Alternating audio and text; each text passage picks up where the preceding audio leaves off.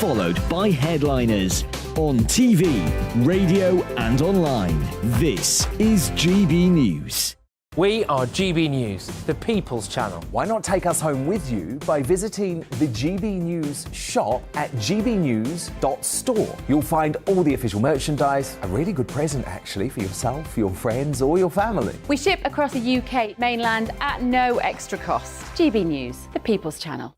Here on GB News Live, we'll be keeping you in the picture, finding out what's happening across the country and finding out why it matters to you. We'll have the facts fast with our team of reporters and specialist correspondents. Wherever it's happening, we'll be there from 12 noon on TV, radio and online. GB News, the People's Channel, Britain's news channel. Monday to Thursday on GB News, it's Bev Turner Today from 10 a.m. We're going to be here for you, our GB News family, to keep you up to date, but also make you smile. The guy went from puberty to adultery. And I can't wait to bring a few of my own opinions. I have no time for cultural totalitarianism. We'll engage in passionate, but always polite debate, with your thoughts and opinions at the centre of it all. Only on GB News, the People's Channel, Britain's news channel. Hi there, it's Stephen and Anne. At breakfast from 6 a.m, you'll always be caught up with everything you need to know, the latest headlines, opinions and debates. We'll bring you the good news and the bad, but most of all, we're here for you. Remember, send in your views and let us know what you would like us to talk about. That's because we're your news channel. And every morning at 6 a.m, it's breakfast on GB News.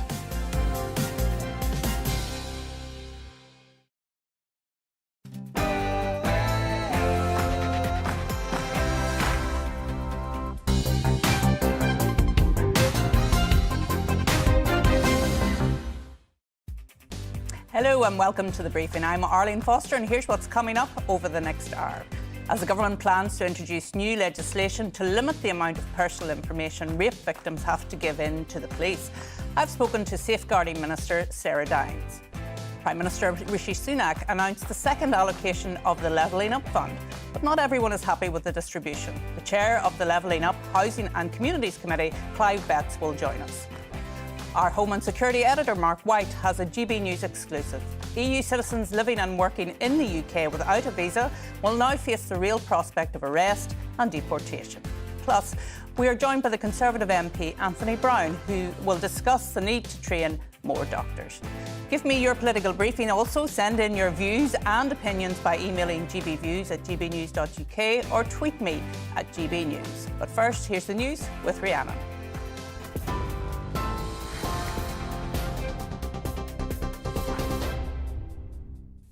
Arlene, thank you. Good afternoon. It's coming up to 2 minutes past 2, your top stories from the GB newsroom.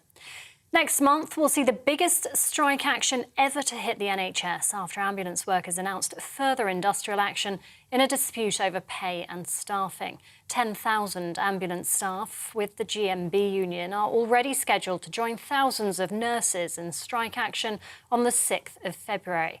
And Unite has announced workers from 5 ambulance trusts in England, Wales and Northern Ireland will also walk out on that day, with 10 further strikes planned in the coming weeks. Downing Street has called the action disappointing, but says they are very much open to discussions. A 19-year-old has pleaded guilty to plotting an Islamist terror attack allegedly targeting police officers or military personnel. Matthew King appeared at the Old Bailey this morning. He's alleged to have carried out surveillance at police stations, railway stations, a magistrate's court and a British Army barracks. Authorities had been tipped off about King through an anti-terrorist hotline after he posted a video on a WhatsApp group. Counter-terror police have meanwhile arrested a man after a suspicious package was found on a maternity wing in Leeds, sparking an evacuation. Police say emergency services, including a bomb disposal unit, were called to St James's this morning. A cordon is currently in place around the hospital as a precautionary measure, and people are being asked to avoid the entrance. Ukrainian President Volodymyr Zelensky is holding talks with around 50 Western nations, urging them to give more military aid to support their fight against Russia. Kyiv has requested 300 battle tanks. Germany's defence minister says they're ready to move quickly to provide their highly regarded Leopard 2s should an agreement be reached with their allies. And the US has announced a further £2 billion worth of support for Ukraine. US Defence Secretary Lloyd Austin has vowed to support the country for as long as it takes. Russia is regrouping, recruiting, and trying to re-equip. This is not a moment to slow down. It's a time to dig deeper. The Ukrainian people are watching us. The Kremlin is watching us. And history is watching us. A new report into England's fire and rescue services says reforms are needed as a matter of urgency. The watchdog says just 2 of the 6 recommendations made by the Chief Inspectorate have been fulfilled. In an annual report, the Chief Inspector Andy Cook says he's frustrated at the lack of progress made since inspections started back in 2018. But the Chief Fire Officer at Leicester Fire and Rescue, Callum Faint, says he's confident the force is improving. A really good report for us. It shows the advancements we've made over the last 3 years. Whilst we accept the feedback from the previous report, we were slightly disappointed in it, and we as a service have responded as a whole. Leicestershire Fire and Rescue Service is the 4th best at delivering the sheer number of home fire safety checks. What we have got a little bit of work to do is the number of referrals coming in from our partners is incredibly high, and we need to make sure we get the right amount of resources to address those home fire safety checks. And I'm really confident by the time of the next inspection we will be at a good level across the board of all areas that are assessed by HMI CRFS. The Home Office says survivors of rape are having significant amounts of their personal records unnecessarily requested by police during investigations. In some cases, records have been used to test the credibility of survivors, which ministers describe as invasive. The government's vowed to change the law to better protect victims, speed up inquiries and restore confidence in the criminal justice system.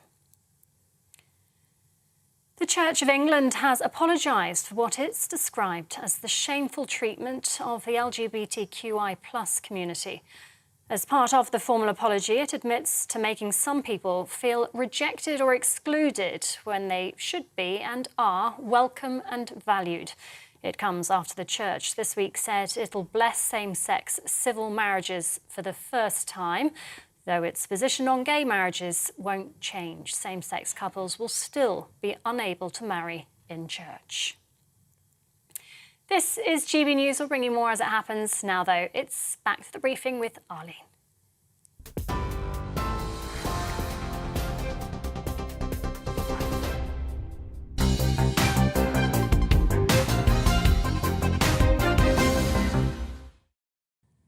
Welcome to the show. Well, the Home Office has promised to change the law to improve the protection of victims from invasive personal record requests and speed up investigations and indeed help restore confidence in the criminal justice system, as we've just heard on the news. This comes after a consultation that rape victims are having significant amounts of their personal records unnecessarily requested by police. Well, earlier this morning, I spoke to Safeguarding Minister Sarah Downs. Good morning, Sarah, and thank you very much for joining us. You have quite a significant announcement this morning. Tell us all about that. Well, it's a very interesting and very important announcement. What we're doing is in relation to the investigations for rape. We're making changes to third-party material requests. That's material that is held by organisations like medical institutions, schools, and it's when the defendants will ask the victim and the police will find out what the historical records are in relation to that victim. Our announcement, in a nutshell, is saying that those requests can only be made when they're necessary and proportionate.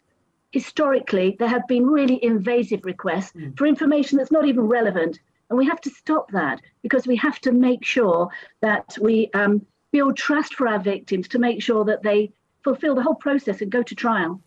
Yes, because we know from various reports, anecdotal evidence and indeed other evidence that people who are the subject of sexual abuse find the whole process of coming forward very re-traumatising sometimes for them. So is this an attempt to try and make it easier for those people who have suffered to come forward? In a way, yes, it is, because we want victims to have confidence that their whole history will not be delved through for irrelevant information over really intimate issues. And we will make sure that the police and the Crown Prosecution Service can only get relevant, necessary and proportionate information. And we really have to do this to regain trust so that victims can come forward, be they male or female, to make sure that they stick with it. Because historically, people after a year of this sort of invasive inappropriate requests at times sometimes give up because psychologically it's too hard to carry on. So we want to make it easier for a real victim to get justice. So I suppose it's the balance between what's known as a fishing expedition to what is really necessary. And who decides, Sarah, I think that's important to let our listeners and viewers know, who decides whether it's necessary or proportionate to have these documents for the police? Well, it's got to be set out in strict guidelines, which will come in through the legislation.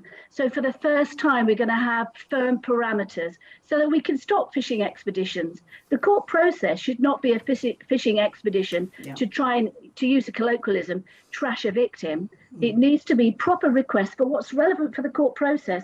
That is fair. History has moved on with the digitalisation of records and information with mobile telephones. We've had to change the way we think about rape investigations, and we need to get up to date. We need fairness for a prospective defendant or a perpetrator. We also need fairness for the victim. And because of the way that the digital media has moved, the focus has just been too easy to focus onto the victim and to ask for information which isn't really relevant and actually quite hurtful. And so, again, for our viewers and listeners, what sort of information in the past would have been asked for or requested in connection with a victim that comes forward? What sort of thing are we talking about here, Sarah? Well, it has been commonplace for requests to be made, for example, of a woman's entire school career through digital records. Sometimes it might be the notes of a domestic violence counsellor. It could be their health records in general. And there may be something on there of a gynecological nature or a cosmetic nature that somebody doesn't want to be paraded in front of the whole process and is actually relevant to whether they've been raped or not.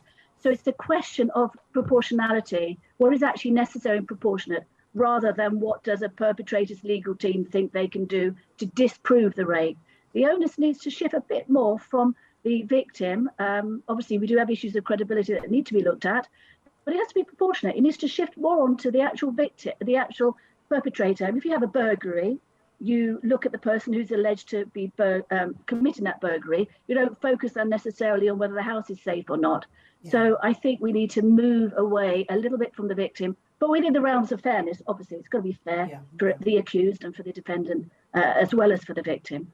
And will there be sanctions in the legislation or in guidance in terms of those police officers or indeed the team for the defence who ask for unnecessary documents or information? Well, if inappropriate information is asked and gained, there will be set out a strict criteria of what is wrong, and it will be quite obvious what's gone wrong. And yes, there will be sanctions, but of course you do need training. There will be clear guidelines, and officers and prosecutors will be expected to do things properly. We are working on a review which will come out within four months, a really tight review about the time frame for what those sanctions will be. But if anybody does ask for that information, there'll be disciplinary procedures for police officers. There may be other forms of sanction, but there will be clarity is what we need. And yes, if a police officer has stepped away from what is lawful, there will be legal ramifications for that. So it will have teeth.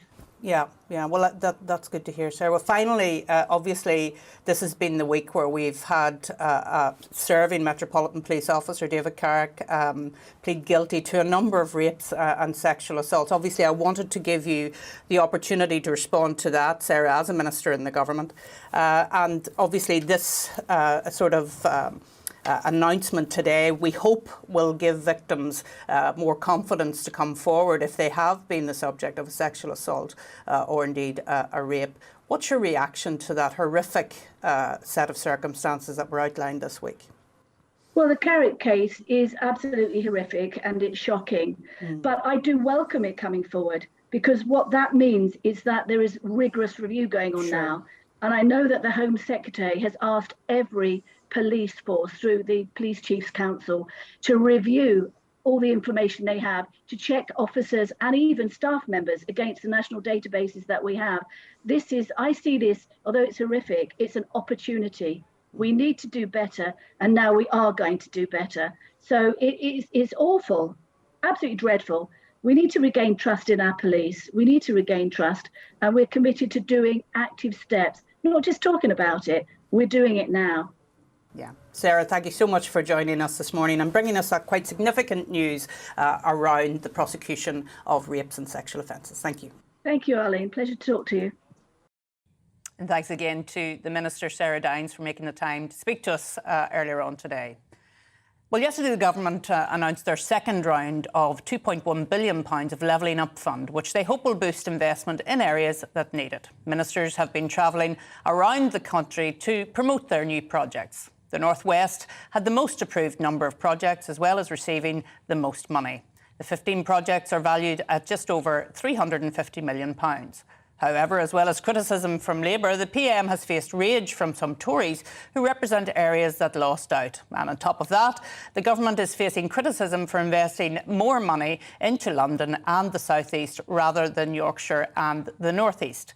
Well, joining me now is Clive Betts. He's the Labour MP for Sheffield East and also the chair of the Levelling Up Housing and Communities Select Committee. Thank you so much for joining me. Well, ministers had a very busy day yesterday. They were out and about. Yes. What's your reaction to the announcements that were made yesterday, Clive?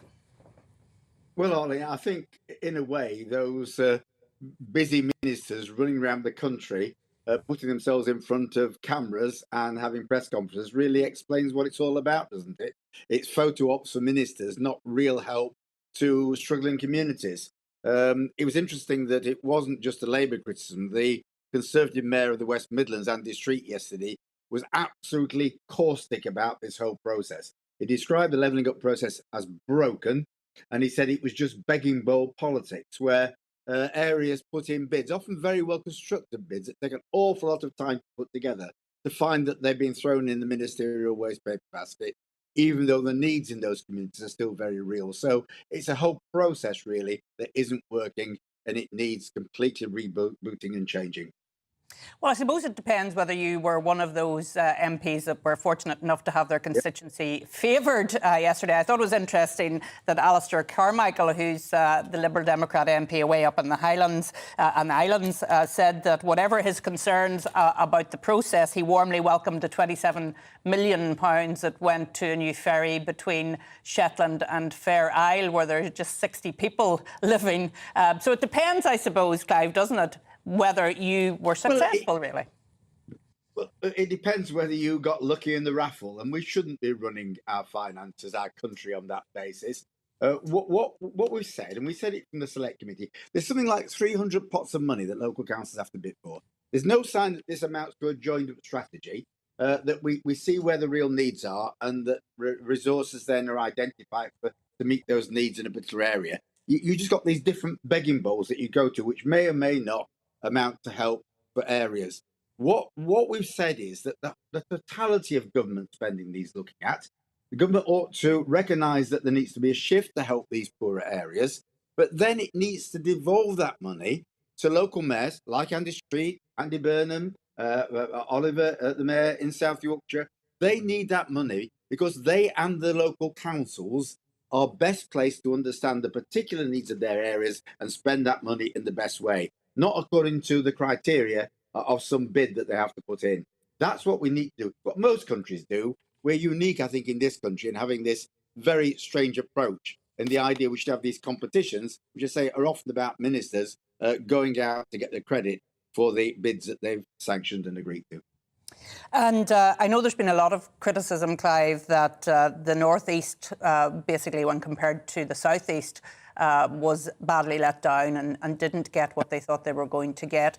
When Michael Gove was speaking to my breakfast colleagues yesterday, he said there are colleagues or there are communities in the southeast deprived and they need help as well. I mean, is there not a fair point there, because there are pockets of deprivation, as you will know, in rich areas, and those pockets of deprivation need to be identified as well? Well, they do. I'm not saying, and some of the coastal towns, for example, around the country are very poor and have very real challenges as well. So we shouldn't ignore them. But if you provide the proper amounts of money down to the councils and the mayors in those areas to look after their poorer areas, even within the rich areas, then that can be done. But the big challenge in the United Kingdom, Arlene, is that of all the Western European countries, the democracies, we have the biggest disparities between our richest regions and our poorest regions. Sweden, you'll probably find the gap is 10-20%. In this country, the productivity levels and the wealth and the income levels are more than double in the richest areas in the south compared to the poorest areas in the north. Apparently, our levels of difference now between the richest and the poorest areas are bigger than they were in Germany before reunification. Oh dear, we seem to have lost Clive. I'm sorry about that. Well, I'm going to ask Emma Webb, who has joined me in the studio. Great to see you again, Emma. What was your reaction to the announcements yesterday on the Levelling Up Fund, which we've heard so much about? I think there's a lot to be said here. And one important point is, as you just mentioned there, Michael Gove's point, which I think is very fair, that often when we talk about levelling up, we think of the North, we think of the Red Wall. That's partly because the Red Wall is so critical to the Conservatives' electoral chances. Sure. But actually levelling up was never just about the North. It's always been about the entire country. I think we probably should have termed it something, rather than levelling up, we should have called it something like domestic development, because that's really what this is all about. But when you look at the numbers of the, it's not just about the sort of a numbers game. Yeah. It's about how that money's spent, how effectively it's spent. I don't have much confidence in the process, nor do I have much confidence in even local councils to spend money effectively and to use public money properly. But if you do look at those numbers, as you say, the North West received the largest amount of funding, then the South East. Yes, the North East lost out just in numerical terms, but one of the places that hasn't been mentioned at all is Northern Ireland, which has received the lowest amount of money. And I've recently just been in Northern Ireland, and I can tell you they could do with a bit of domestic development, a bit of levelling up. So I think that the entire process is complicated. There's a lot to be said for it, but I don't see received a lot of money, and he's been criticised for that. But if really Rishi was playing an electoral game with this money, it would have gone to the Red Wall, because the Conservatives need that area. So, I think, as I say, there's a lot going on here, but we need to remember that there are people in the South who need that kind of investment as well. Yeah. And the other story we had just before I spoke to Clive Betts was the Ministerial interview with Sarah Dines about trying to assist rape victims to come forward and not have these invasive fishing expeditions by the police. I mentioned to her about that huge case that came to light this week, the David Carrick case. That has a huge impact on trust and policing, hasn't it, Emma? Enormously, and I think that people will treat the police with even more suspicion. I think there are lots of reasons why people have lost trust in the police force over the last couple of years. One reason is that they seem to be policing things that they shouldn't be policing and not policing the things that they should. No. So they're not dealing with burglaries and thefts, but they are dealing with the sorts of things that, like, tweets and things that you say online that they deem offensive. You also have the cases like the Sarah Everard case, and the cases with police officers exchanging messages that were deemed by some people as being quite offensive. So there's a whole host of things going on. In addition to that, the police enforcement of lockdowns, which many people feel was an overstepping the powers that the government should have. There are lots of reasons, I think, why although they were only the agents for the government in that instance. Of course. So I think this is actually trust towards authority is starting to diminish, and I think this is only going to add to that. But I do want to say, I think it's right to protect the privacy of victims in these cases, and I think that going into their therapy notes and things like that is really quite mad. But just listening to the minister speak there, I think she was absolutely right to say that you have to balance that with being fair to the person who's accused, and you do have to investigate these things properly. It's not just a case of going on somebody's word, because this is somebody else's life at stake if they are wrongly accused. Sure, so it is always about that balance and getting the balance right, and I think this helps with that because it prevents fishing expeditions, but if there's something there that needs to be looked into, they can still look into it, and I think that that's really important, Emma. Thank you. We'll come back to you later on, Emma, for more chats about the issues in front of us. But still to come on the briefing, we have a GB News exclusive from our Home and Security editor, Mark White. EU citizens living and working in the UK without a visa now face the real prospect of arrest. But before that, let's take a look at the weather. Hello, I'm Aidan McGibbon from the Met Office. It's a beautiful afternoon out there for most of us. Sunny skies, crisp winter sunshine. But another frosty night follows for the vast majority. Not for all, however. Changes are afoot. This area of mild air coming in from the west will slowly topple into northwestern areas during the start of the weekend, bringing cloud, rain and increased wind, but also milder conditions. However, for the evening, for many, it's clear skies and light winds and temperatures falling away, a widespread frost forming. Temperatures as low as -3, -4 Celsius widely, and as low as -7 to -10 Celsius for some sheltered parts of Scotland, northern England. But we'll also see some freezing fog patches first thing. These will be slow to clear across central and southern parts of the UK. Now for western Scotland and Northern Ireland, a complete contrast. It's frost-free first thing here, but also cloudy, damp and breezy. Gales around exposed western shores of Scotland, and those gales pushing into the Northern Isles by the afternoon. As the rain moves east over the cold air, there's the risk of freezing rain for a time for the Grampians and some flakes of snow as well. But further south, well, it's another sparkling winter's day. England and Wales seeing plenty of sunshine, 5 or 6 Celsius, up to 9 Celsius in the far northwest of Scotland, but it turns even more unsettled here on Saturday night. Wind and rain pushing in, some heavy and persistent rain for Northern Ireland as well as western Scotland, and those outbreaks of rain reaching parts of Wales and western England by the end of the night. So frost-free as we begin Sunday in the west, but for southeastern parts of the UK, well, that's where the coldest weather will be on Sunday morning. Freezing fog once again and a widespread frost, -3, -4 degrees. Now for London, East Anglia and the southeast, Sunday's looking like another bright but cold day, and we keep the cold air actually into the start of next week in the southeast, but for the rest of the UK it's milder, it's cloudier and it's breezier.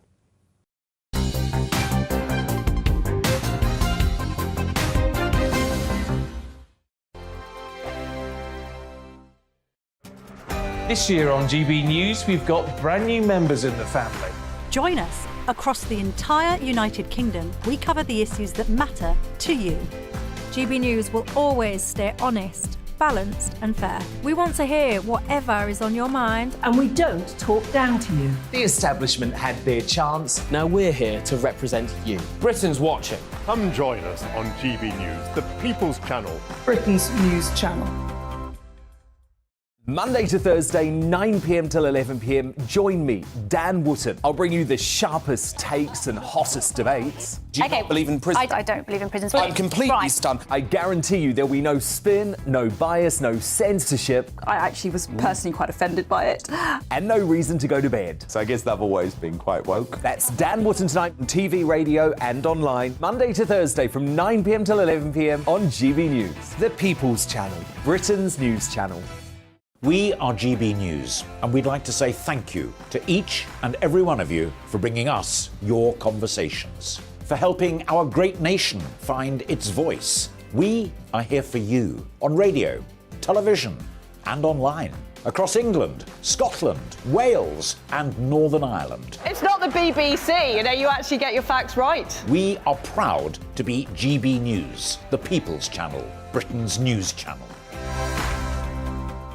I'm Mark White. As GB News Home and Security Editor, I cover those key issues that are so important to you. Our authorities, our communities doing all they can to combat violent crime. With the public services under unbearable strain, why are we still failing to control our borders? Defence, the first priority of any government, has been continually hollowed out. Can we trust our politicians to protect the armed forces? Join me, Mark White, on GB News.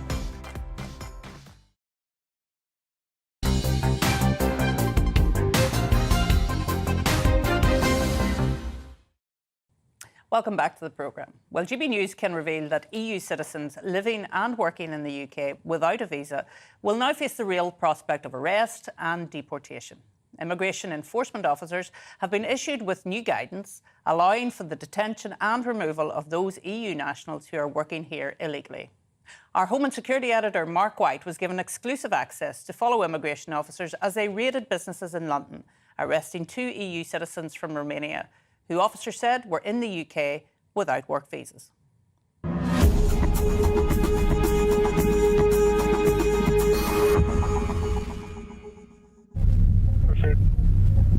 We're on board with immigration officers in southeast London as they prepare to raid several businesses suspected of employing illegal immigrants. Arriving at this skip hire firm, these officers have to move fast if they're to stop their suspects disappearing. Searching all the possible hiding places as they go. Among those they're looking for, at least 2 Albanians. Immigration enforcement officers believe one of the men has run off. Yeah, have you got a picture of it? The other is behind the wheel of this vehicle, but a quick check reveals he has a proper work visa. Elsewhere, the rest of the workforce have gathered in this porta-cabin as immigration officers check their status. I'm going to take you into this room and just speak to you in here, yeah? After speaking to this Romanian, he was placed under arrest on suspicion of working in the UK without a proper visa. The senior immigration enforcement officer here told us they've now been issued with new guidance, allowing for the arrest of EU nationals living and working here illegally. Conservative MP Lee Anderson, who's on the Commons Home Affairs Select Committee, welcomed this apparent change in policy. Well, it's welcome news because if EU citizens are here and they are working and they should not be working, then quite frankly they're breaking the law. And this problem is much bigger than we think, I believe. I believe that this is happening up and down the country, in every town and village and city. There's a hidden population of people who are working that should not be working. Following Brexit, EU nationals arriving in the UK must have the appropriate visas if they want to live and work here. And although border officials have detained some EU nationals at ports and airports they suspect of planning to work here illegally, those EU citizens already in the UK but working without permission have not been pursued by immigration enforcement until now. At a second nearby business, immigration officers have arrested another Romanian suspected of working illegally. It signals a tougher approach from Rishi Sunak's government after he promised to crack down on those abusing UK immigration laws. But with well over 1 million people suspected of living and working in the illegal economy, these immigration enforcement officers have never been busier. Mark White, GB News, South East London. Well, I'm going to ask Emma for a very brief reaction to that story. It's quite a significant change in guidance by the looks of it, Emma. Lee said it, didn't he? I mean, to me, though, watching this footage it's a bit like watching someone trying to plug holes in the Titanic with blue tack, because you can arrest all of the EU nationals you want that are working here illegally, but if we have hundreds coming across the channel, tens of thousands over very short periods of time, then the overall effect of this is really not going to make that much of a difference. You should be trying to stop people from coming in at the source, and that's the thing that the government have utterly failed to do repeatedly. And that was the whole one of the purposes in Brexit, was to take back control of our borders and to be able to defend our sovereignty as a nation. And until we manage to get control of our borders properly and take the bull by the horns, I think the government will have absolutely failed the people of this country. Yeah. Well, this is a story, as usual, that'll run, and much more to hear, no doubt, around those small boats that keep coming across the channel. Well, much more coming on the show. I will be discussing with Emma about whether we need a free speech czar, which the Prime Minister is reportedly thinking about appointment. And Conservative MP Anthony Brown will join us to talk about the need of training more doctors. But first, here's Rhiannon with your news headlines.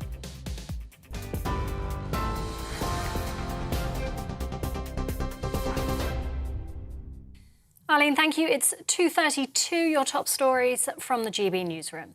Next month, we'll see the biggest strike action ever to hit the NHS after Unite announced 10 further days of industrial action by ambulance workers in the coming weeks. Members of Unite Union are joining 10,000 ambulance staff with the GMB Union, along with the Royal College of Nursing, in joint action on the 6th of February. The workers across England, Wales and Northern Ireland are walking out in a long-running dispute over pay and staffing. Downing Street says it's disappointed, but that they're open to further discussions. Ukrainian President Volodymyr Zelensky has held talks with around 50 Western nations, urging them to give more military aid to support their fight against Russia. Kyiv has requested 300 tanks, including Germany's highly regarded Leopard 2 tanks. Germany's defence minister says they're ready to move quickly should an agreement be reached with their allies. A new report into England's fire and rescue services says reforms are needed as a matter of urgency. The watchdog says just 2 of the 6 recommendations made by the Chief Inspectorate have been fulfilled. In an annual report, the Chief Inspector, Andy Kirk, says he's frustrated at the lack of progress made since inspections started back in 2018.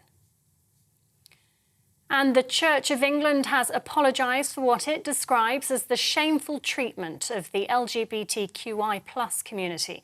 As part of the formal apology, it admits to making some people feel rejected or excluded when they should be and are welcome and valued. It comes after the Church this week said it'll bless same-sex civil marriages for the first time, though its position on gay marriage in church won't change. TV, online and DAB+ radio, this is GB News. Don't go anywhere. Arlene will be back with the briefing in just a moment.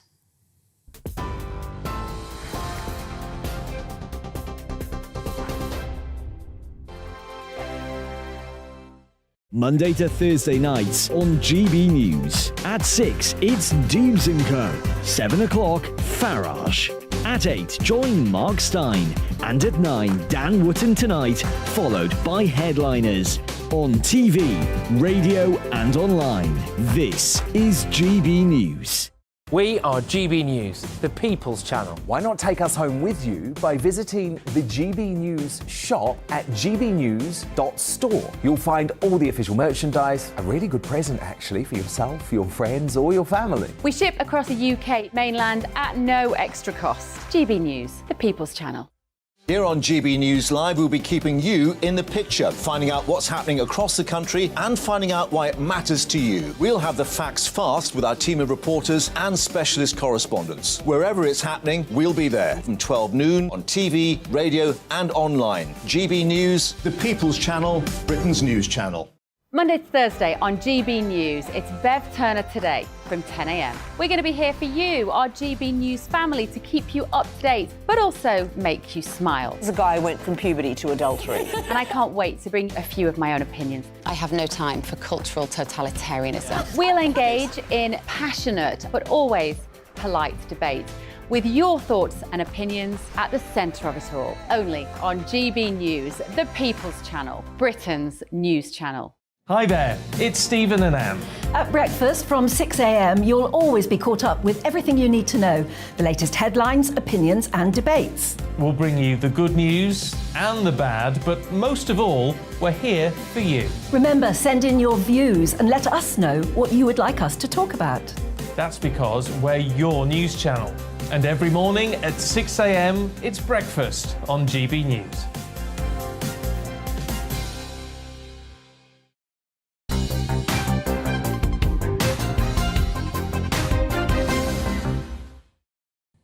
Welcome back to the show.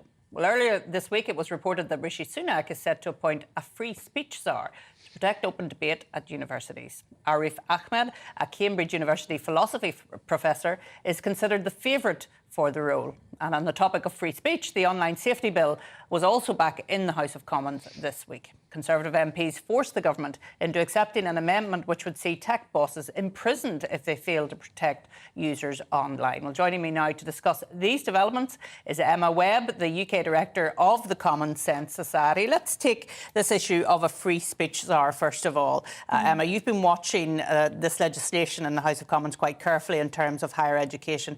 There's been a real problem there, hasn't there? Huge problem, and there's been a lot of pushback against the Higher Education Free Speech Bill on the grounds that there are lots of people who will say that there is no problem in our universities, but that's ridiculous. It's demonstrable that there is a serious problem in our universities we have academics being no platformed, people who express gender-critical views. One academic who there was an attempt to oust him just simply because he'd invited Rod Liddell, who's an associate editor of The Spectator, to speak at Durham University.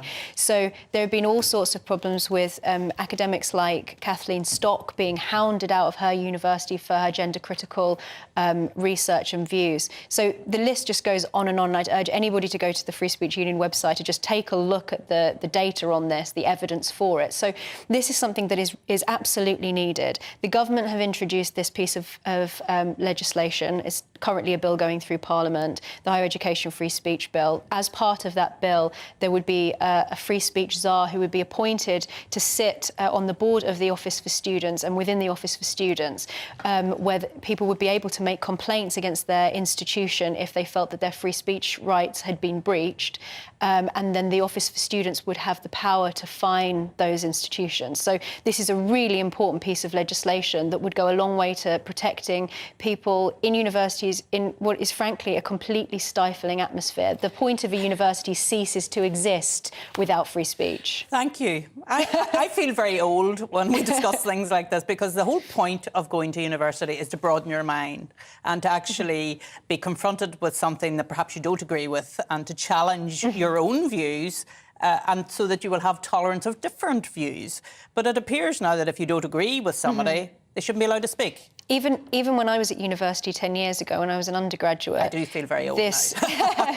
The prevailing atmosphere was one of a free exchange of ideas and views. There wasn't this feeling of a stifling atmosphere where if you're at risk of wrong speaking, to misuse an Orwellian term, then you might face either losing your job, or, as policy exchange research has found, that this harms people in all sorts of ways. It stops them from getting promotions. It affects them socially when they're sort of shunned as pariahs from the social circles at universities, where there is this very, very dominant left-wing woke orthodoxy. And so you just cannot have academic freedom and free speech in universities to have the free exchange of ideas. This will hold us back as a country, and it will hold our institutions back and undermine their purpose. So I think if the government go ahead and appoints somebody as fantastic as Arif Ahmed to this position of free speech czar, who has been instrumental along with a small group of other academics at Cambridge in turning the tide back towards freedom of speech and free expression, then that would go a long way as a beacon for other institutions and universities to see that they cannot go on censoring their students and their staff in the way that they have been, that they have to stop capitulating to these outrage mobs and actually stand up for staff, because otherwise they would be at risk of a fine. So this tilts the balance of power back in the direction of free speech, which frankly has been vulnerable because there are so many activists now within our institutions. We could talk about trigger warnings, which is something else I'd like to speak about, but we have to move on and talk about the online safety bill, which has now left the Commons and is going to the House of Lords on the 1st of February. There was quite a significant amendment put forward by Miriam Cates and Bill Cash in the House of Commons to hold tech bosses to account if they allowed harmful material to go online. It is about the balance, is it not, Emma, between the safety of children and free speech? Yeah, and so I think that this particular amendment is a huge amendment, because this is talking about imprisoning people for breaching a duty that the government would be imposing on these tech companies.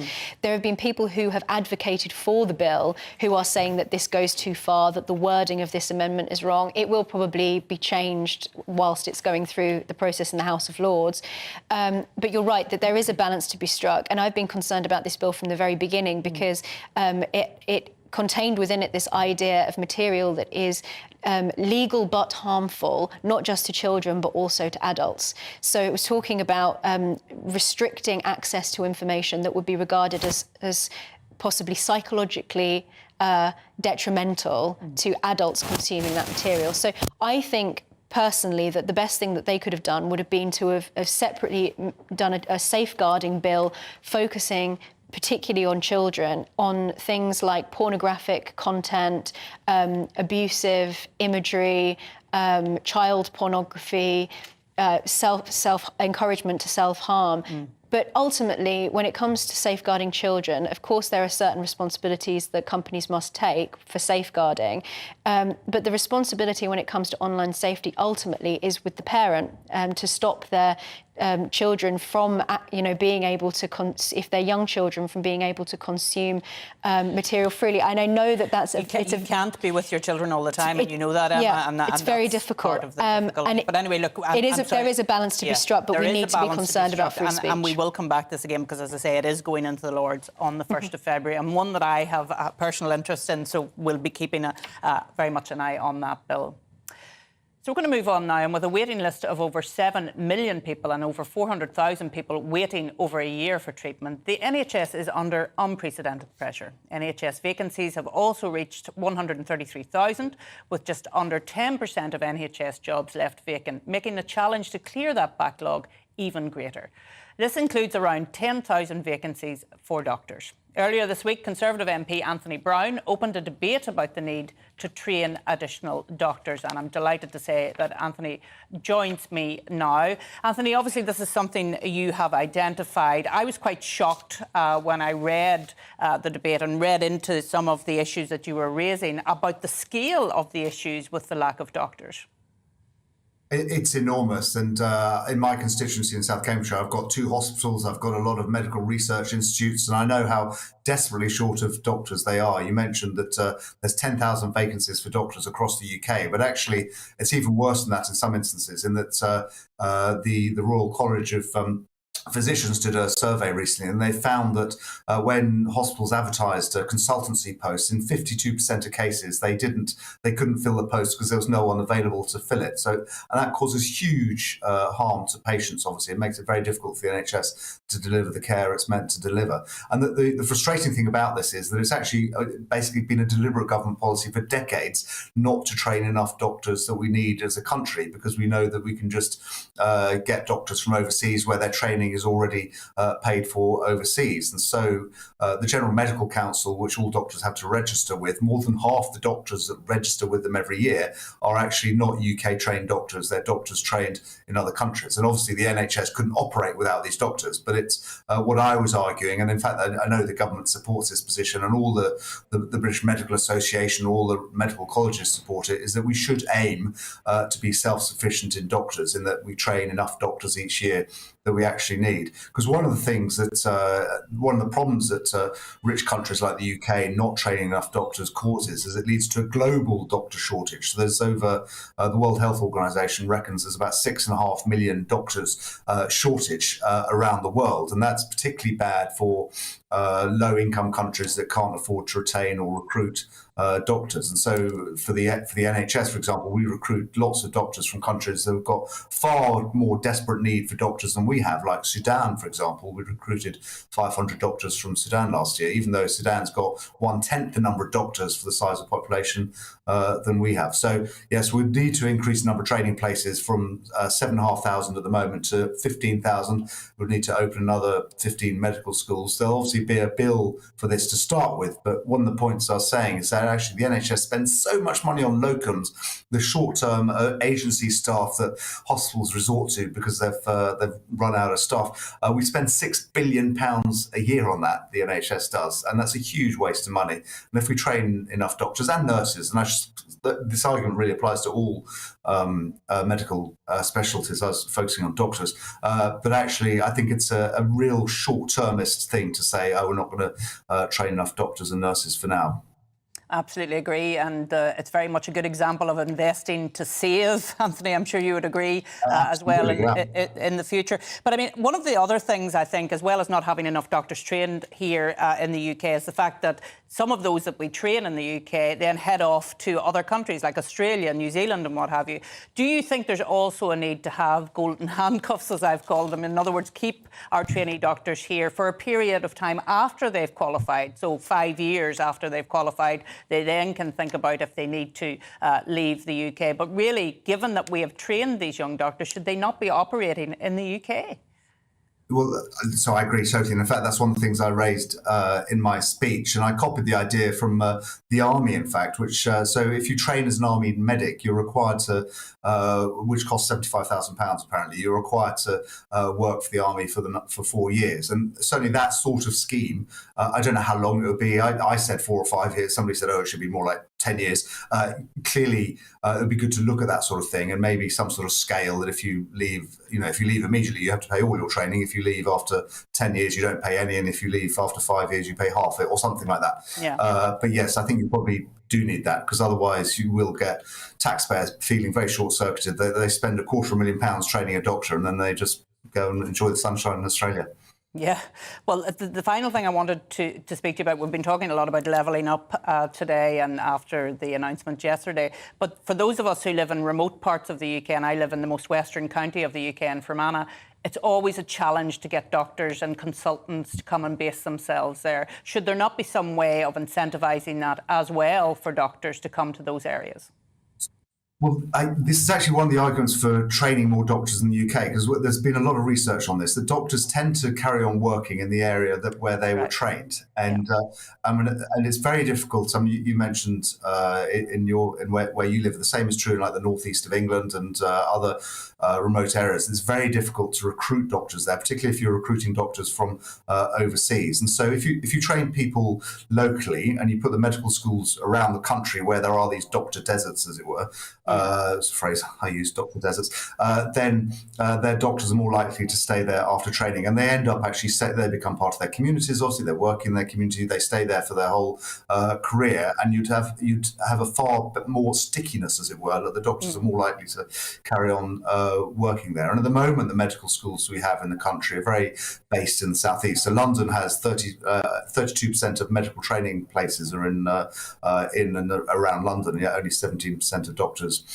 work there. You actually need the medical schools spread around the country, so that it's good for the levelling up agenda. And it also creates, just having a medical school creates jobs there. Each medical school contributes about 20 million a year to the local economy. So maybe you should campaign for one where you live if you want one. Well, we did, and we got one in the northwest recently. So, but I did want to bring that issue.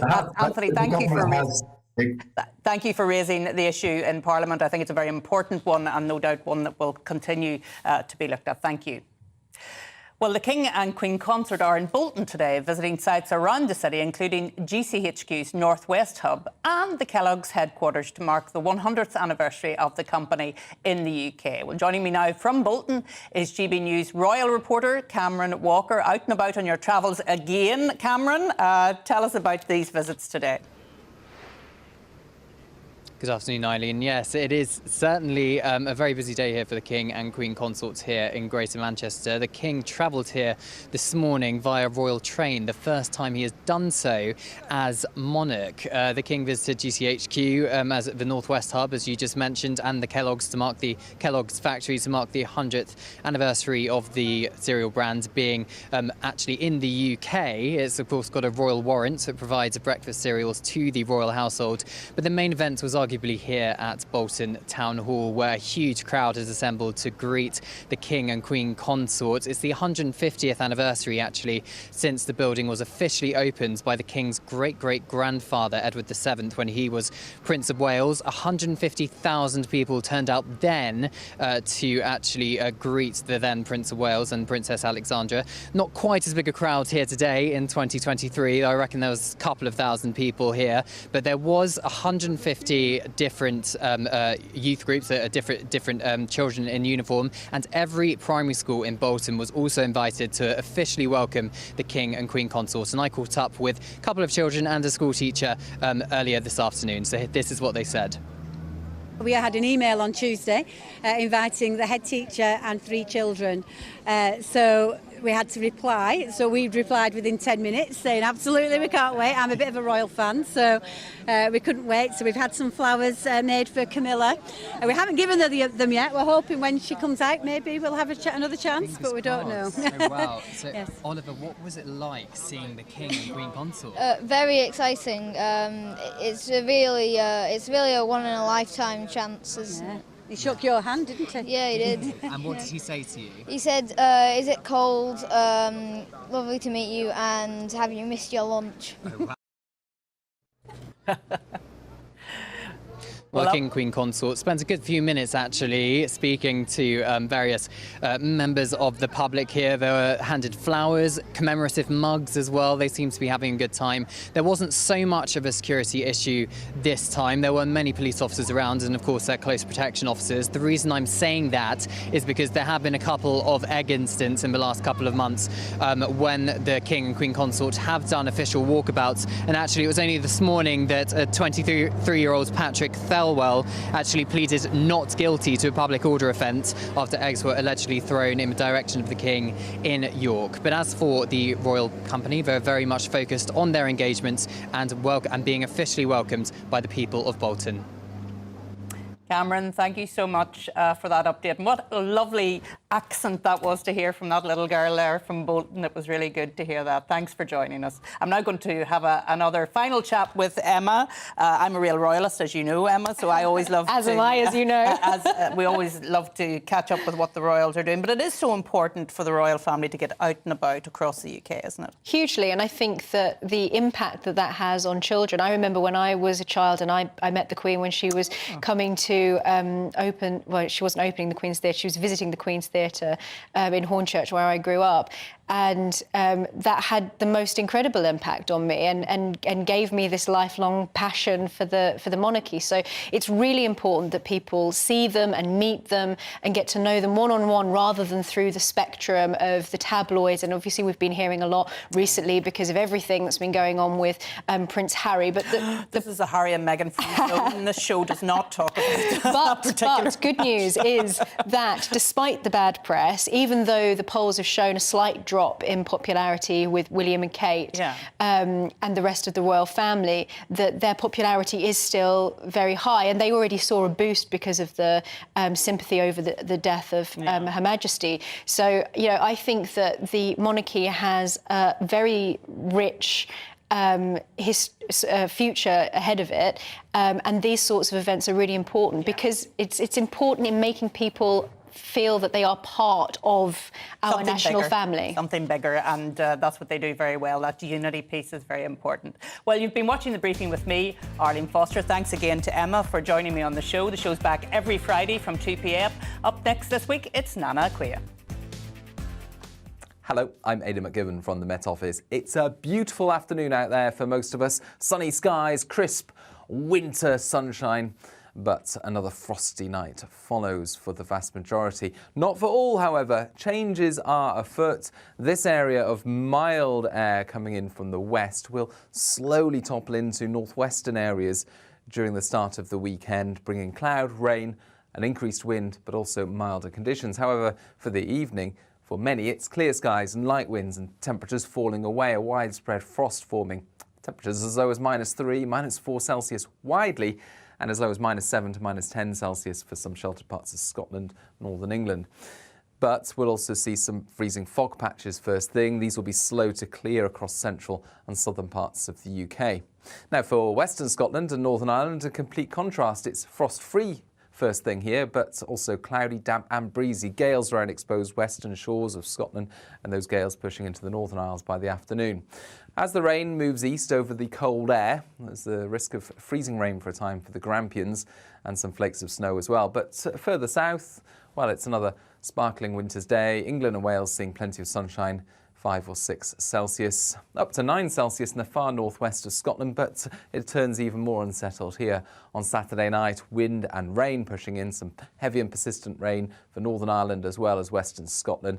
And those outbreaks of rain reaching parts of Wales and western England by the end of the night. So frost-free as we begin Sunday in the west. But for southeastern parts of the UK, well, that's where the coldest weather will be on Sunday morning. Freezing fog once again and a widespread frost, -3, -4 degrees. Now for London, East Anglia and the southeast, Sunday's looking like another bright but cold day. And we keep the cold air actually into the start of next week in the southeast. But for the rest of the UK, it's milder, it's cloudier and it's breezier.